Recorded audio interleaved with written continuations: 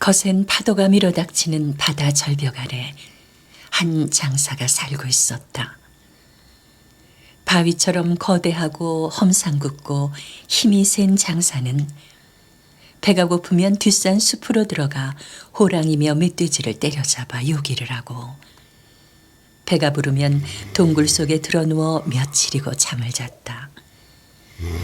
그가 잠에서 깨어나 기지개를 킬 때는 바위가 떨어져 내렸고, 바닷가에서 포효하는 소리는 수십 리 밖까지 들려왔다.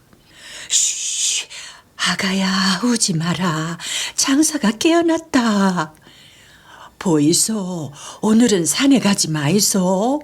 장사의 발길에 채일까 겁납니다. 그가 용궁에서 왔다느니 이무기의 화신이라느니 소문이 무성할 뿐 장사의 정체를 아는 사람은 아무도 없었다. 저기 수만리 바다 너머에 거인이 사는 장인국이 있는 기라. 저 장사는 거기서 귀양을 옮기다. 사람들은 반신반의하면서도 기장고을에서 가장 오래 산 이 노인의 말을 믿을 수밖에 없었다. 어느 날 장사는 바닷가에서 조개를 캐고 있는 처녀를 보았다. 너무나 곱고 아름다운 그 모습에 장사는 넋을 잃었다. 장사가 숨어 지켜보고 있는 줄 까맣게 모른 채 처녀는 치마 조거리를 바위에 걸쳐놓고 바닷물로 들어갔다. 개펄이 묻은 몸을 씻고 집으로 돌아가려는 모양이었다. 햇살이 부서지는 바닷물에 몸을 담그고 목욕을 하고 있는 처녀의 고혹적인 모습에 장사는 가슴이 두근거리고 숨이 멎는 것 같았다. 뛰쳐나가 말이라도 붙여보고 싶었지만 온몸이 얼어붙은 듯 꼼짝할 수조차 없었다. 목욕을 마친 처녀가 조개의 바구니를 들고 멀리 마을 쪽으로 사라질 때까지 장사는 넋을 잃고 멍하니 바라보기만 했다.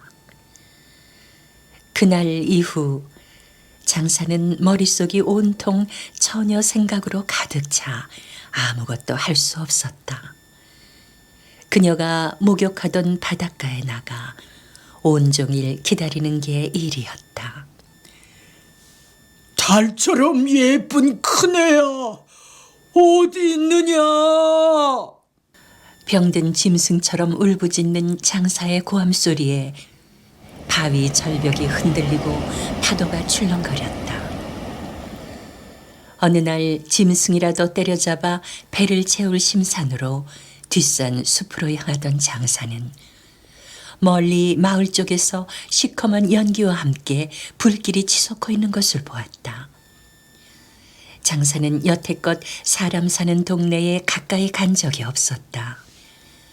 마을 사람들이 그를 두려워하고 기피한 탓도 있지만 그도 마을 사람들이 성가시고 싫었기 때문이었다. 그날따라 처녀가 위험할지도 모른다는 생각이 든 장사는 방향을 바꿔 달려갔다. 큰 덩치가 발길을 옮길 때마다 땅이 흔들렸다. 마을엔 왜구들이 난입해 집을 불태우고 약탈을 자행하고 있었다.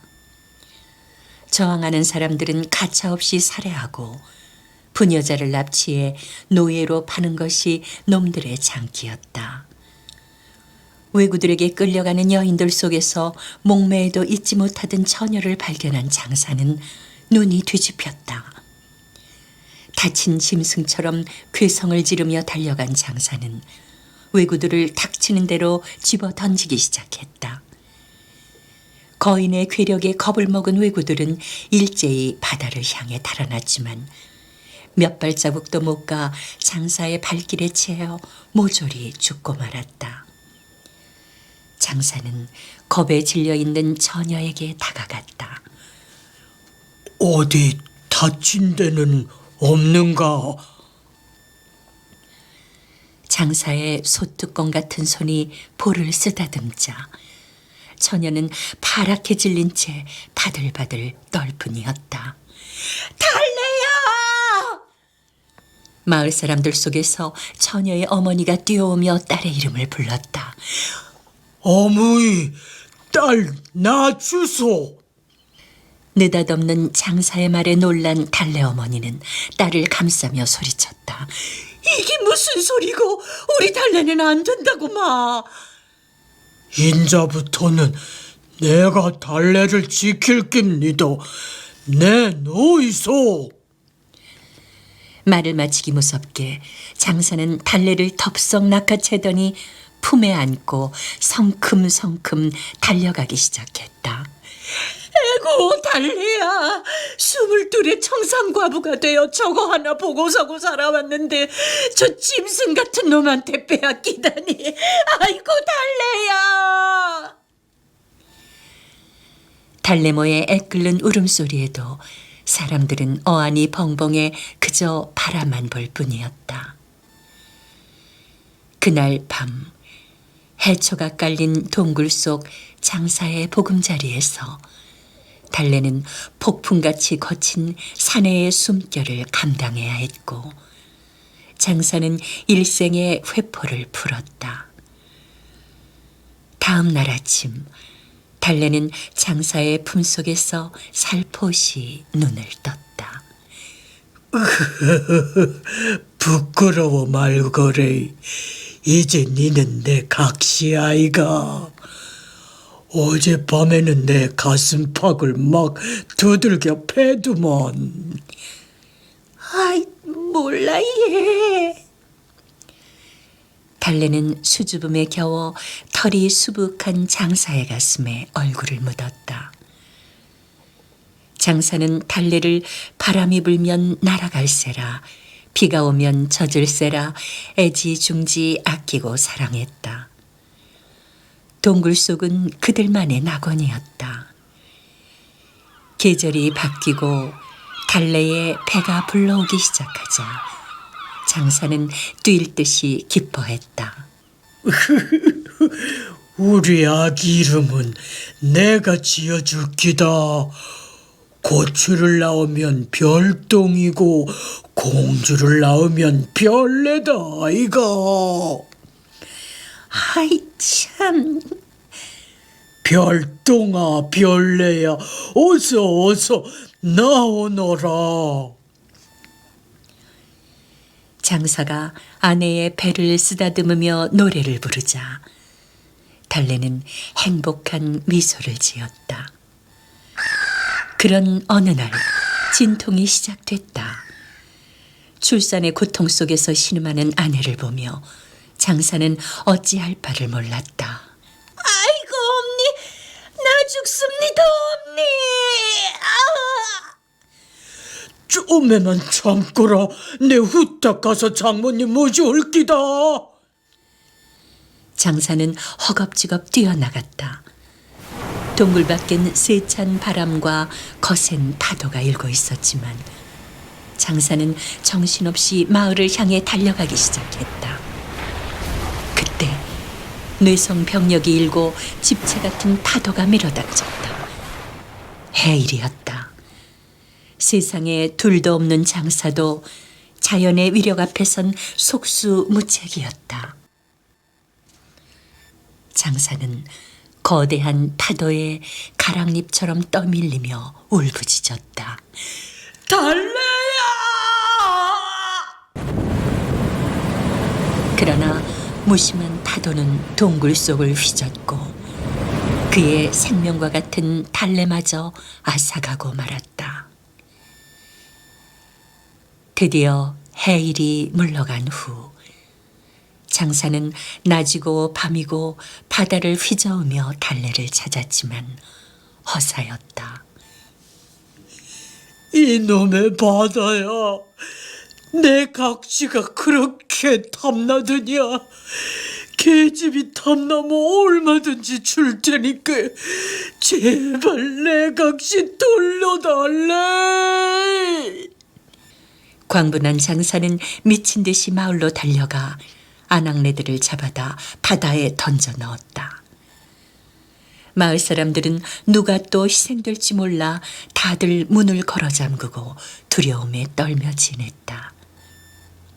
그때 고을에서 이름 높은 기생 진랑이 장사를 처치하겠다며 자원하고 나섰다. 달 밝은 밤, 진랑은 주안상을 장만해 장사 앞에 나타났다. 네 누구? 니도 바다에 가고 싶나? 아이고 서방님, 내 삼아 달래 친구라 예. 서방님 위로해 주려고 왔다 아닙니까? 우리 달래 친구라고? 아모예, 달래 때문에 얼마나 마음이 아픕니까? 자자, 한 잔 들고 마음 굳게 먹으시소. 진랑은 잠옷 슬픈 표정을 지으며 술을 따랐다. 장사는 한 잔, 두 잔 권하는 대로 술을 받아 마시더니 작은 술잔이 성에 차지하는 듯 동이채로 벌컥벌컥 마셔버렸다. 독주를 마신 장사의 눈이 풀리는 것을 본 진랑이 손짓을 하자 바위 뒤에서 죽창을 든 마을 장정들이 몰려나왔다. 그 순간 장사는 벌떡 몸을 일으켰다. 죽창을 쥐고 두려움에 떨고 있는 장정들은 안중에도 없는 듯 장사는 바다를 향해 걸음을 떼놓기 시작했다. 달래야, 나도 니한테 간대.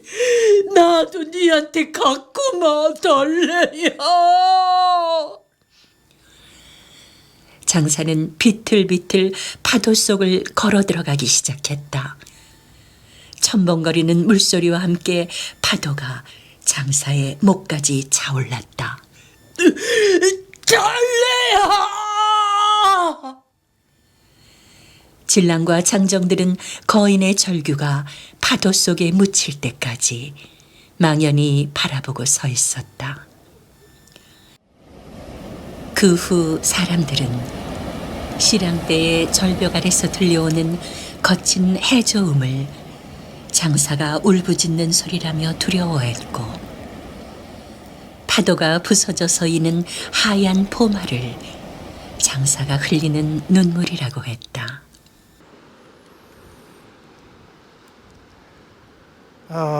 경치가 참 좋죠. 이곳은 부산 기장군에 있는 시랑대입니다.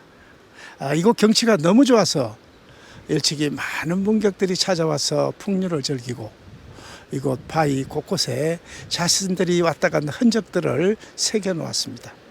이 시랑대도 그런 것 중에 하나입니다. 여기서 내려다 보이는 파도가 치고 있는 저 절벽 끝자락에 큰 동굴이 있었다고 하며 그 동굴 속에는 거인이 살았다고 합니다.